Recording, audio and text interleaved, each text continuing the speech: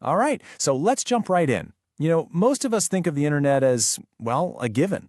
It's like flipping a light switch or turning on the faucet. We just expect it to work. But have you ever stopped to think what happens when that digital tap is suddenly and intentionally shut off? Well, for millions of people all over the globe, this isn't some sci-fi scenario. It's a very real thing, and it's often imposed on them by their own governments. These digital blackouts are becoming this go-to tactic for controlling information and people. And believe me, the impact is way, way bigger than just not being able to scroll through your social media feed. When the internet goes dark, it's a systemic shock. It hits us right in the mind, hits our wallets, and it attacks the very foundations of how our society actually functions. So first, let's zoom all the way in. Let's talk about the human cost, what it actually does to us, psychologically, when we're forcibly cut off. This is a really powerful quote from someone who went through it, captured in a study. I think it was the International Journal of Indian Psychology. It just perfectly sums up that deep sense of isolation people feel. See, it's not just about losing Google, it's about losing your connection to everybody.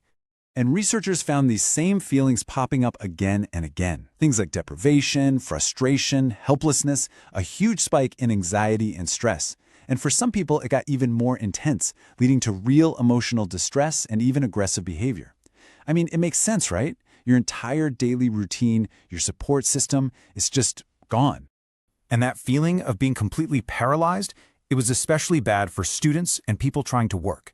Just imagine, you're trying to finish your degree, or maybe meet a deadline, and all your tools, your online classes, your databases, your work software, they just disappear, vanish. You're completely stuck. Okay, so that's the personal impact. Now let's zoom out a bit and look at the bigger picture.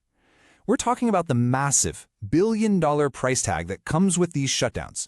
Yes, so Deloitte actually did a report on this, and they crunched the numbers on just how much money gets torched every single day of a shutdown. And the logic is pretty simple. The more your economy is plugged into the internet, the more you have to lose. We're talking almost 2% of daily GDP just, poof, gone for a highly connected country. And just to put that into perspective, because percentages can sound kind of abstract, that's a loss of over $23 million every single day for every 10 million people. It's just a huge, self-inflicted economic wound that keeps bleeding as long as the internet is down. All right, let's zoom out one last time. Now we're going to talk about society's lifelines. These are the invisible, interconnected systems we all rely on. And man, are they fragile when you pull the plug. Take our food supply, for instance. It's not just farms and trucks anymore, not by a long shot. We're in the era of agriculture 4.0.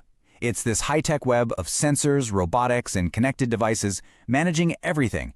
And yeah, it's made things super efficient, but it's also created this giant new back door for things to go wrong. And what's so fascinating here is how many different ways this system can be attacked. It doesn't have to be some epic, system-wide collapse. Nope, you could just target one specific, critical piece of the puzzle to cause chaos. Or the food supply could just be collateral damage from a bigger attack on, say, the power grid. And it's the exact same story in our hospitals. You'd think they have super robust, foolproof backups for their internet, right? But the problem is, most of them just rely on multiple ground-based connections like fiber and 5G. And this is where you see the fatal flaw. Think about it. All it takes is one construction accident, one backhoe digging in the wrong spot, and it could sever all the fiber for an entire area.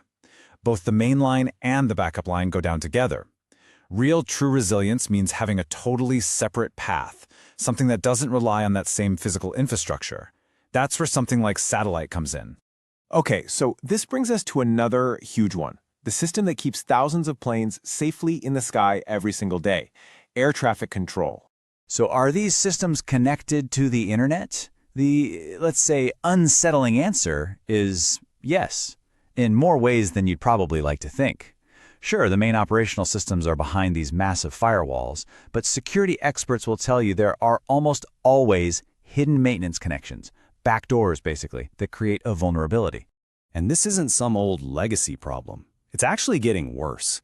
Huge modernization projects, like the FAA's NextGen program, are actively moving more and more of air traffic control onto internet-based tech. Why? For efficiency. But the side effect is you're opening up these absolutely critical systems to a whole new universe of cyber threats. So, wow, our minds, our money, our most critical infrastructure, it's all incredibly dependent and, frankly, pretty vulnerable. So what do we do about it?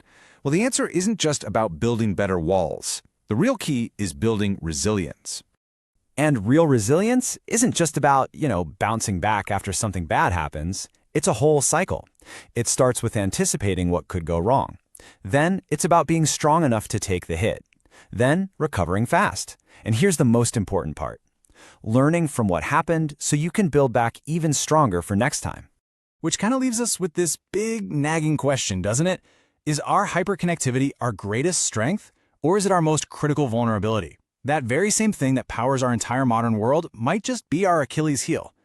Definitely something to chew on as we move forward.